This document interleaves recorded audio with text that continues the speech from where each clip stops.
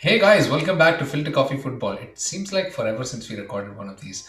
Partly my fault that we're doing this one again, but the five most overrated players in the Premier League. Uh, if you haven't watched that video already, please go ahead and watch the five most underrated players in Underrated the Premier ones. League, at least our opinion. And yeah, before we jump into this list of five, please, as always, like, share, subscribe. We crossed 300 subs. Amazing. Boom. I'm almost baffled that the last time we recorded was before we hit that. And even though it's like a few digits here and there, it's still a huge achievement. So thank you so much for that. And yeah, without wasting any more time, let's jump right into the number one pick. And yeah, all the hate for this one goes to me because we're talking about a certain Mendy, Edouard Mendy at Chelsea. My justification for this is purely based on numbers because, as we discussed in the underrated video, David De Gea is saving goals at an enormous race. United have conceded a lot of goals, but they would have conceded even more if De Gea wouldn't have made some really clutch saves. Easily going to be United's player of the season this season, but that's not what we're talking about. We're talking about Mendy. Um, Champions League winner, possibly you can say helming the best side. But if you look at his numbers, the expected goals against, or rather the post shot expected goals against number, he's basically bang average, which means that he lets in goals that most average keepers will let in, and he saves goals that most average keepers will save. Save.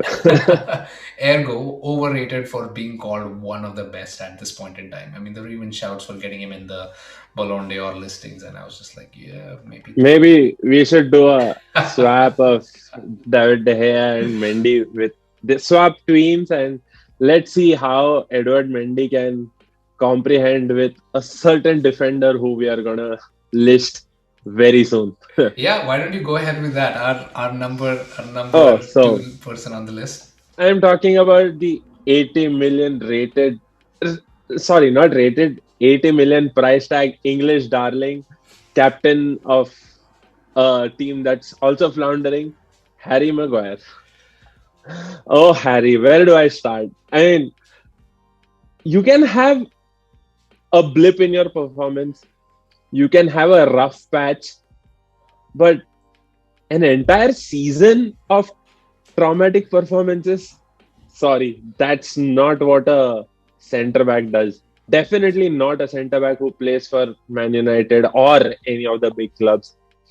I think I don't think this season is an anomaly. I think that's just Harry Maguire being Harry Maguire, and his performances earlier on were because of having a better partner, and maybe Of now course, we're he's talking being about found out. Leicester over here. Yeah, Leicester or even any other club, he's Yeah, always had a senior or more experienced partner around him. yeah, because coming in last season, the whole criticism was Maguire needs a partner coming in next to him and playing well. But I mean, you got Varane in, and Varane has looked he. So interestingly, Varane has looked competent while he is solely responsible for the defense. But defending is not a one-person job. It's not like a.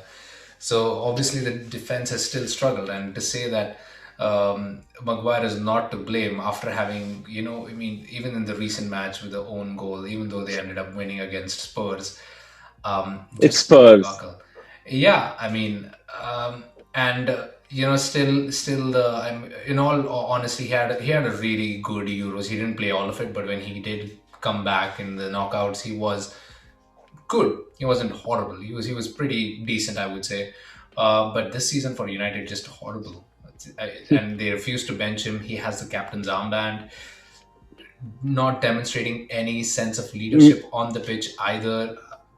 It's Maybe, remarkable his stock still stays so high. yeah, his stock stays high because they have a convenient excuse right now. They don't have a proper DM. Why is that just a reason for anything and everything that you do? But again, that's for a separate discussion. Let's move on to our next player. Yeah, I mean, honorable mention in here was probably going to be Cristiano Ronaldo, and it's probably from a very disliking place from us. But I mean, in all honesty, bringing United, even though they are out of the Champions League now, but bringing them up to the knockout stage in and of itself single-handedly and getting into double digits for goals scored is a respectable achievement. Even though you might argue that he's probably taking goals away from other players while also stunting the growth of certain youth players while in the squad. But I mean, he's doing his job well, so he stays away from this list for us. But yeah, moving on to another defender, and this one again we are really happy to include is QT Romero. Compared to Ben White when he was brought in, clearly seen as the smarter choice, the smarter move in the transfer market by Spurs, and a decent price point as well, just coming off of a win, the Copa America. Really highly rated and just has struggled to bet himself in. I mean, he's the only real, so to say, out and out defender in that squad. Everybody else is kind of, even Davidson Sanchez just trying to make himself work somehow. Eric Dyer being put in as a central as a center back, and Romero has just not done anything in this season. Everybody keeps thinking he's going to do more, but what do you have to say about that? Welcome to the Premier League, my friend. Welcome to the English Premier League. This is not Serie A where you will have a labored attack or a calculated tactical move. This is the Premier League. It's all guns blazing, 90 plus extra time. So you've got to be on your toes and sharp to combat the physicality and the demands of the Premier League. And I think, let's give it a season to see whether he can make some improvements next season. But it also speaks to the fact that you can be a good defender, but you can't be doing the entire job. I mean, it's a team sport. You have to have competent players around you too. So Yeah, that is I fair, and think that's Spurs have to that is improve very on their important. centre We back pairing. caveat. Yeah, that is very important when we caveat to like talk about centre backs being overrated. Like a lot of them are system defenders. I mean, Romero at Atlanta Point was one. very Yep. heavily dependent on that system and did flourish under that system. But under Antonio Conte, which again three at the back is his speciality, so um, still struggling. And like you mentioned, the players around him just not up to scruff. There's maybe one other potentially world class player in that back line, which is who's Regulon, who I mean, again, more of an attacking option for them. But yeah, let us know if you think we are being too harsh on Romero, whether we should give him a little bit more time to bed in. But moving on to another player who is, lots of experience in the Premier League, and now he just seems another face on the team sheet, mostly on the bench. Lots of money spent by the blue half of Manchester to acquire him, and has not delivered for the fee. I mean, I guess we could put Lukaku in here as well, but he's just, I mean, at this point, I don't even know if anybody is calling him overrated. People have just lost any sort of experience. That move has basically been looked at as a failure. But let's talk about Jack Grealish. 2 goals, 2 assists. I don't think he has done anything more since the last time that my recording skills failed us.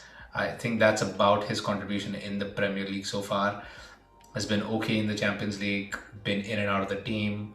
£100 million. Definitely seen a lot more game time than any other Pep Guardiola signing early on in the season, especially an attacking signing, because I know Diaz was the only player who's really just came in and started playing right out of the gate. But outside of that, usually you give them time. So Grealish has had a sufficient amount of time on the pitch without doing much. I think it's the second season syndrome with Pep, where a player nevertheless could be a 20-year veteran in the Premier League, but still would only flourish in the second year under Pep Guardiola. Like case in point being Rodri and Cancelo. Although those were players coming from other leagues, not the Premier League, so there is an argument at that. But I think Grealish has to realize now he's the a part of a system. He's just one part to a whole instead of being the whole. I mean, for more or less Aston Villa, he was everything. But at City, he's just another cog in the system. So he has to come to terms with that and maybe just do what's expected of him rather than trying to do. too much and then end up with nothing. Which again brings us to the point of spending that kind of money on a player like Grealish. I agreed, he's relatively on the younger side. He helps them pad the homegrown quota as well, but there are talents out there, especially for Pep Guardiola, who is really good at molding players himself.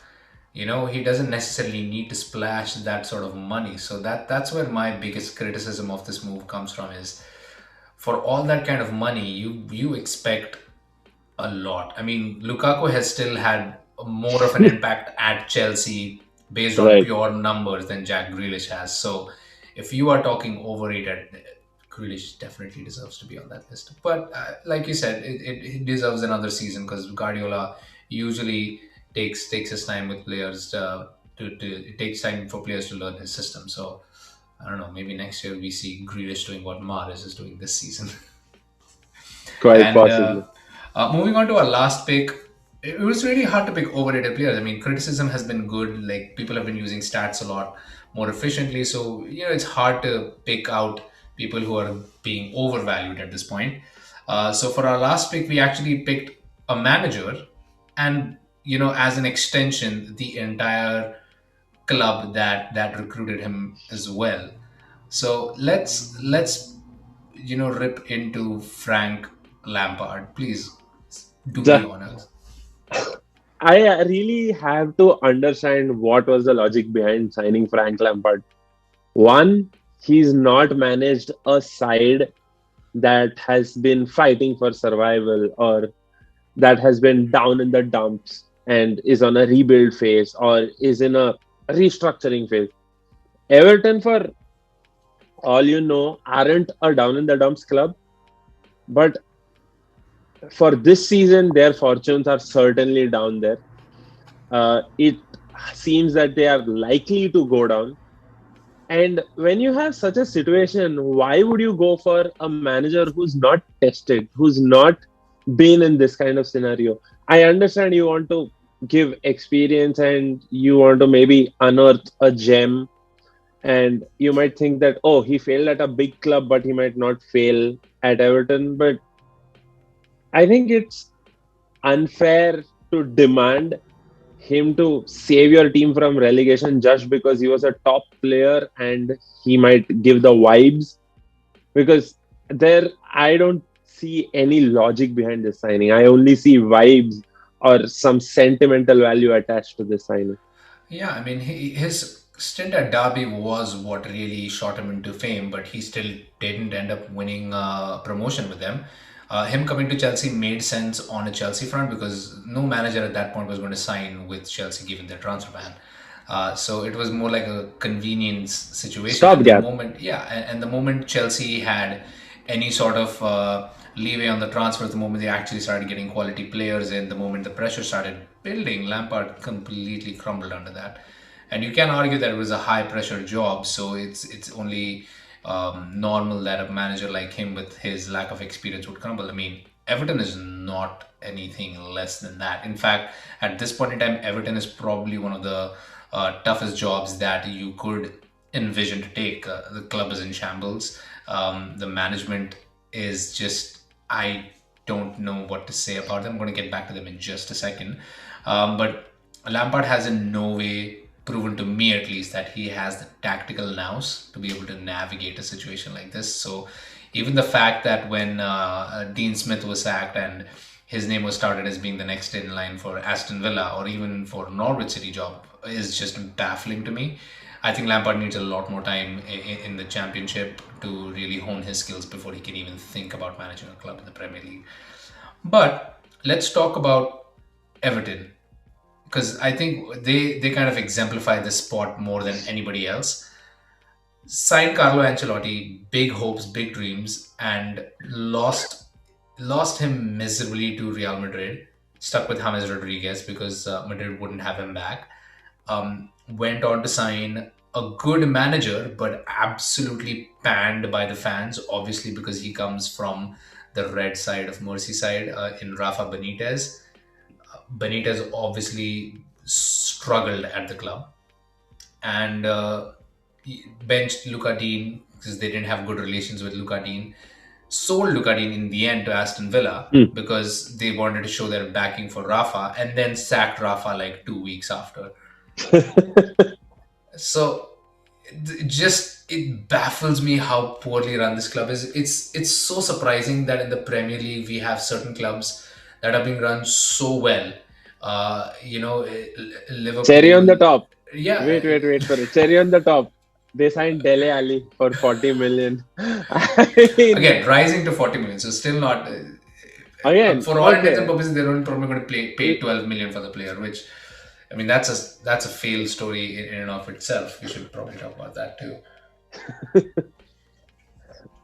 But in all seriousness, how poorly run is this club? We talk about Manchester United being a poorly managed team. They're still in contention for a top four spot. I mean, agreed, they have a lot of money to spend and a lot of talent at their disposal, but Everton are no slouches. They've spent north of, I think, at least 200 or 300 million over the last 3 or 4 seasons to build this team, and they're finding themselves in a relegation scrap. So and then they go ahead and hire Frank Lampard of all managers to get them out of a relegation battle again. So they Lampard, Everton, I have no idea. Let's end this section with just talking about whether you think they're going to get relegated or not.